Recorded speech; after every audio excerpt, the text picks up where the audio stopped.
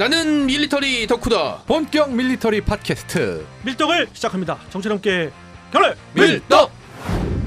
바로 안녕하세요, 박찬준입니다. 안녕하세요, 놀러온 남자 정명섭 정작입니다. 예, 월간 플래툰 홍편입니다. 네, 이렇게 밀떡이 시작됐습니다. 북한에서 계속해서 네. 다종의 미사일을 발사하고 아주 기분 거슬리네요, 진짜. 그런가요? 아주 기분 거스릅니다. 여러 가지 목적으로 계속 발사를 하고 있는데 거기에서 주목해 봐야 될 게 극초음속 미사일이라고 하고 네. 또는 활공 비행체라고도 하고요. 그렇죠. 그리고 또 하는 건 다탄두 활공체라고도 이야기하는 여러 가지를 이제 발사를 하고 있습니다. 보란 듯이. 그렇습니다. 나 여기 있어. 잊어버리지 마라. 그러니까요. 제발 나 좀 기억해줘. 뭐 이렇게 하는 것 같아요. 꼭. 여기에서 사실은 시사하고 있는 바가 분명히 있습니다. 과연 극초음속 활공체가 맞느냐, 그런 성능에 도달하고 있느냐라는 거에 있어서 이제 국방부의 평가도 여러 가지 이제 하마평에 오르고 있고요. 저 이제 극초음속의 속도에 대해서 알고 있습니다. 이게 근데 사실 네, 마하 5 이상. 그렇죠. 정답입니다. 예. 근데 사실 이게 사람들이 자꾸 착각을 하는 게 그냥 속도가 빠르면 그냥 무조건 극초음속 미사일로 분류되는 건 아니에요. 왜냐하면 그렇죠.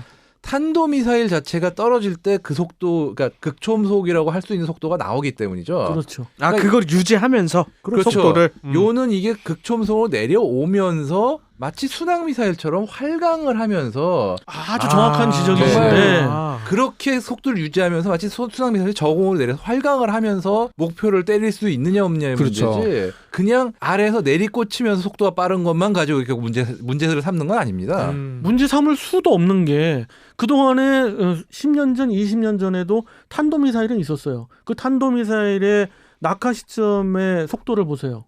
어마어마합니다. 어마어마하죠. 겁나 빨랐죠. 네. 네. 다 마하 10 넘어가고요. 다 그렇습니다. 그럼 그거에 대해서 대응하는 탄도미사일, 대탄도미사일의 방공 시스템을 갖추고 있는 국가 뭐 대표적으로 4개국을 이야기해드렸습니다마는 그런 것들은 계속해서 개발이 되어 그렇죠. 오고 있잖아요. 네. 창과 방패의 싸움이잖아요. 그럼 왜 지금 시점에 극초음속 비행체에 대해서 예. 관심을 갖고 있냐? 그게 게임 체인저이냐 아니냐서부터 북한의 그것은 바로 초음속 미사일은 과연 어느 정도 성능을 그렇죠. 발휘하고 있느냐. 예. 근데 그렇죠. 이제 그걸 떠나서 홍 편집장님의 그 말씀이 그렇죠. 가장 키가 되고 있는 거예요. 결국은 속도 때문에 게임 체인저이냐 아니냐가 이야기 나오는 게 아니라 그것을 맞출 수 있는 능력이 안 되게끔 여러 가지 기동을 한다는 거죠. 글라이더형 극초음속 예, 활공체 예. 이야기도 제가 드렸잖아요. 그렇죠. 고도 그 자체가 부분도- 확 낮아지니까요. 그렇죠. 그 부분도 있고 여러 가지 부분에서 종말 단계에서 비행을 굉장히 좌우로 하고 막 달리해서 트위스트를 추는 것처럼. 예. 네. 그래서 지금 현 시대의 최신형 방공 체계를 교란할 수 있느냐 없느냐 그렇죠. 그게 이제 관건이고 그렇기 때문에 우리가 중심을 갖고 봐야 되는 부분인 그렇죠. 거죠. 그러니까 프로야구 가끔 개막 시즌 되면 한 160 던진 투수들이 나와요. 갑툭튀에서. 예. 그럼 막 어우 공이 빠른데 스트라이크 존이 안 들어가. 빠르기만 하지. 빠르기만 하죠. 어. 네, 그래서 막 이제 오랫동안 2군에 있다가 사라진 투수들이 많은데 홍 편집 말씀대로 북한의 극초음속 미사일이라는 게 과연 쏴서 막 이렇게 피해서 이제 여러 가지 요격체계를 다 피해서 A라는 지점에 딱 떨어질 수 있는 능력이 있느냐는 좀 다른 문제 같아요. 그렇죠. 예, 말씀하신 대로 쏴서 그냥 각도만 조절해 떨어뜨리면 가속 붙어서 속도가 빨라질 수 있거든요. 예. 그거랑 이제 또 그렇죠. 방어도 오히려 쉽잖아요. 그러면. 그렇죠. 일직선으로 떨어지게 되느냐. 그다음에 이게 더 중요한 건 이게 이렇게 기동을 하면서 목표물에 정확히 맞을 수 있느냐라는 거죠. 둘 중에 하나라도 사실은 충족되지 않으면 그거는 극초음속 미사일이라고 부르기가 좀 되게 민망하죠. 애매하죠. 어. 네네. 근데 뭐 지금은 이제 시험 발사 단계로 봐야 되잖아요, 북한을. 그래서 이제 북한의 극초음속 활공체 또 극초음속 다탄두 미사일에 대한 평가를 내린다면은 좀 객관적이고 냉철하게 봐야 되는데 그렇죠. 이런 측면에서 국방부가 최근에 확정적으로 이야기한 특히 이제 극초음속 활공체에 대해서는 성능이 상당히 미달한다라고 이제 이야기한 거에 대해서는 좀 저는 개인적으로 우려되는데 여러분들 또 의견은 어떤가요? 그러니까 일단 국방부의 발표와 여러 가지 의도가 있을 수 있죠. 왜냐하면 뭐 발표라는 게 사실을 그대로 전제할 수도 있고 그다음에 감춰야 될 거는 사실 감춰야 될 필요도 있긴 한데 활공체라고 얘기했던 걸 보면 어떤 유도에 대한 움직임이라든지 아니면 목표물에 대한 포착이 국방부 판단으로는 부족하거나 아예 없을 수도 있는 거죠. 그냥 쏴서 그냥 떨어뜨려 속도만 높이는 거면은 어디 떨어지는지는 뭐 중요한 문제가 아니니까. 결국은 뭐 고도하고 사거리 때문에 극초음속 활공체에 미달하는 네네. 그러한 고도와 네, 그러한 네. 사거리라는 게 이제 국방부의 입장인데 그렇죠. 홍 위원장님 다른 의견이 이게 참 애매한 게 우리는 우리 입장에서도 이게 정확히 얼마나 나와서 어디 떨어졌는지는 상당히 멀리 떨어진 입장에서 관측을 했기 때문에 확실하지가 않아요. 그리고 또 문제는 북한은 북한들의 그걸 자체적으로 관측할 능력이 원래 없는 나라입니다. 그렇죠. 근데 그렇긴 하지만은 동시에 이제 그 미군 자산이죠. 미군 위성 자산과 여러 가지 탐지 자산에 의해서 분석을 했기 때문에 미 국방부나 기본적으로 그 미사일이 발사됐을 때의 정확한 데이터들은 이젠 가지고 있을 거예요. 그리고 뭐, 예. 그거에 대한 실질적인 결론은 냈을 겁니다. 제가 보기엔 그런데 거기에서 조금은 좀 섣불리 이야기하지 않나 또는 내지는 다른 그런 영향이 있어서 그런 식의 발표를 하지 않았나 싶은데 저는 왜 그런지 알 것 같아요. 왜 이렇게 조금 성능이 미달했다 하면 걔들이 또 발끈할 거 아니에요. 유리 수령동지께서 만드신 그렇죠, 거를 그렇죠. 해서 예. 한 번 더 쏴. 예. 네, 그러면 또 낭비시키는 거 아니에요. 아. 미사일이랑 그 가난한 나라에. 네, 제 생각. 그리고 사실 재미난 쐈으면 소설에 사실 북한 입장에서는 쏜 다음에 야 TV 틀어봐.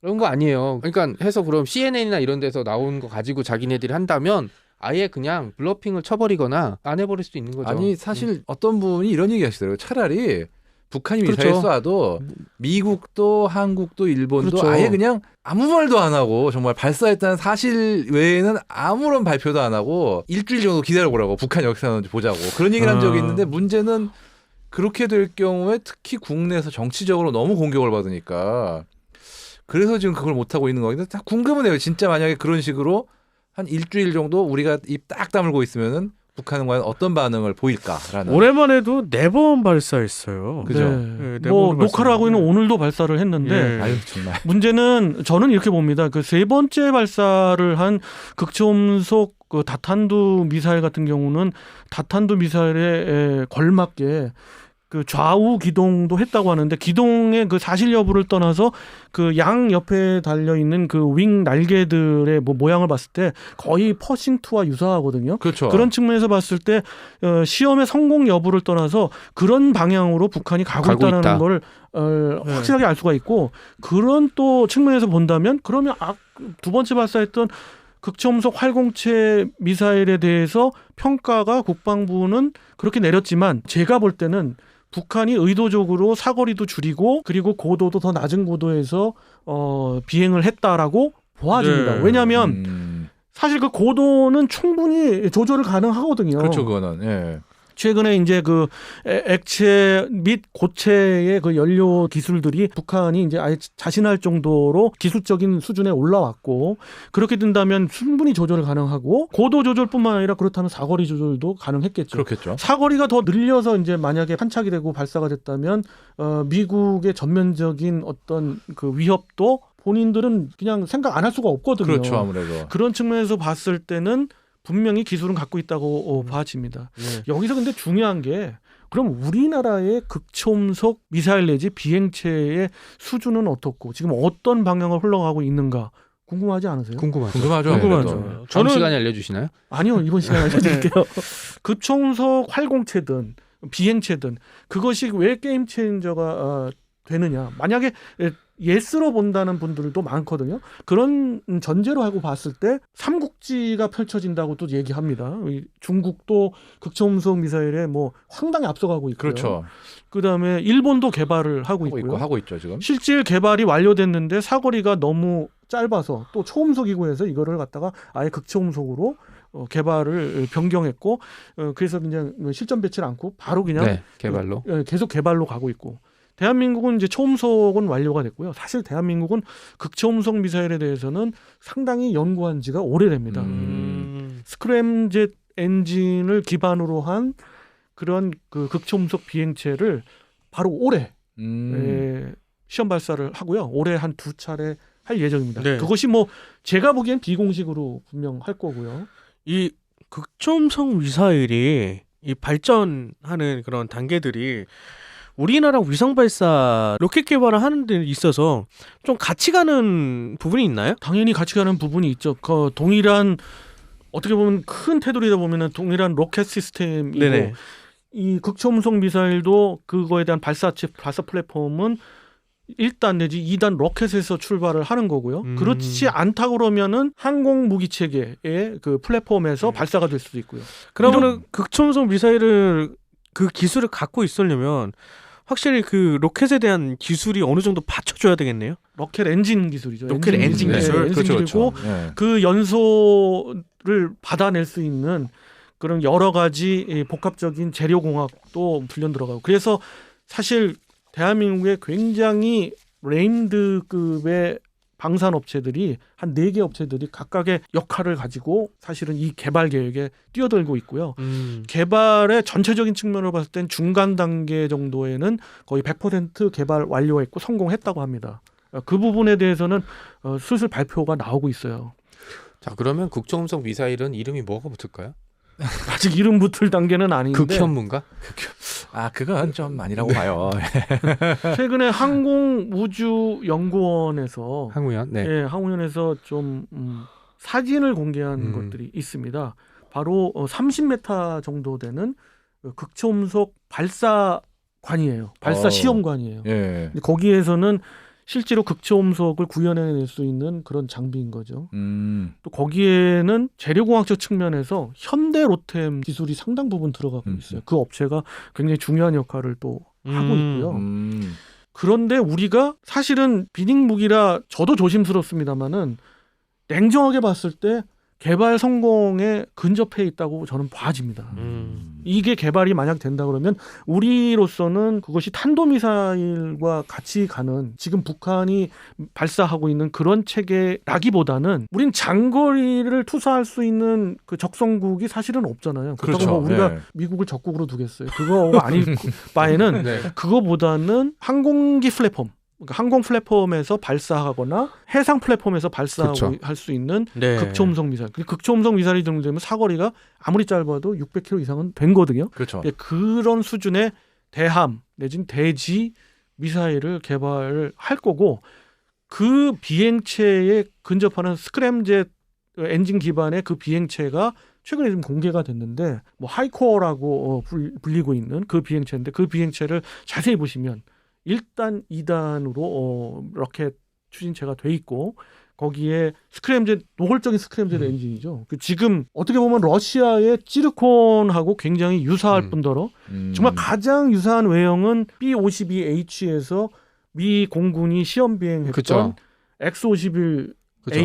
뭐라고 불렀더라? 그게 웨일라이더였나? 네, 그 제시명은 웨이브라이더. 웨이브라이더죠. 웨이브라이더와 너무도 유사한 그런 그 비행체를 공개를 했어요. 웨이브라이더면은 파도 타는. 아니요, 제트 건담에서 나왔던. 그게 그 결국은 비행체. 네. 그 비슷한 개념이에요. 결국은 파도 타는 어떤 그런 그렇죠. 이미지를 떠오르는 그거다 보니까 음. 그래서 결국은 그 디자인이 나왔고 그 이름이 붙은 거죠. 그러니까 미국 같은 경우 진짜 지구 반대편으로 날아가는 목표를 필요로 하는 미사일을 만들겠지만 우리는 말씀하신 대로 그거보다는 발사체를 플랫폼을 좀 다양화하는 게 좀 필요한 거고요. 그렇죠. 예. 확실히 네. 근데 정확성은 있겠다. 더. 엄청난 정확성이 추반이 돼야지만이 네. 더욱 그 전략 무기로 활용될 수가 있고요. 그렇죠. 이러한 무기 체계가 우리의 좀 자랑스러운 그런 플랫폼에서 발사가 될 수 있는 무기 체계화가 만약에 된다 그러면 우리도 영해와 영공을 뭐 지금 군사 강국들이 함부로 들어올 수 없는 수준까지 올라오게 됩니다.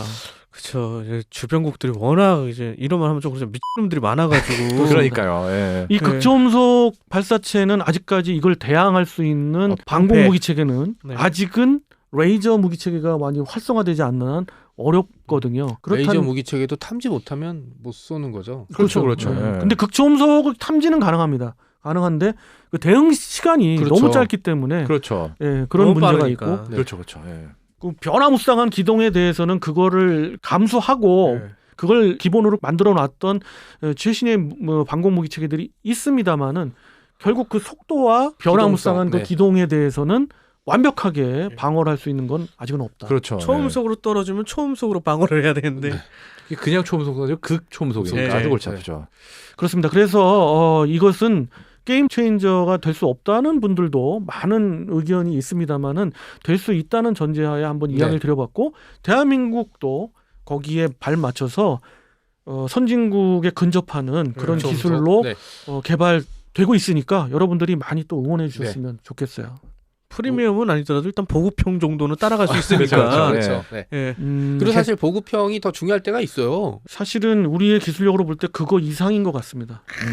자랑스러워요. 유동우주 체계 부분에 있어서는 선진국 대비해서 80%는 거의 그렇죠. 너무한 것 같고 그렇죠. 거의 예. 90%는 훨씬 넘은 것 같아요. 예, 그거는 확실한 것 같습니다. 그렇죠. 예. 자, 극초음속 활공체 및 그 비행체에 대해서 이번 시간 다루어봤고요. 다음 시간에 또 다른 주제를 갖고 여러분과 만나보도록 하겠습니다. 청취자 함께 경례 밀떡!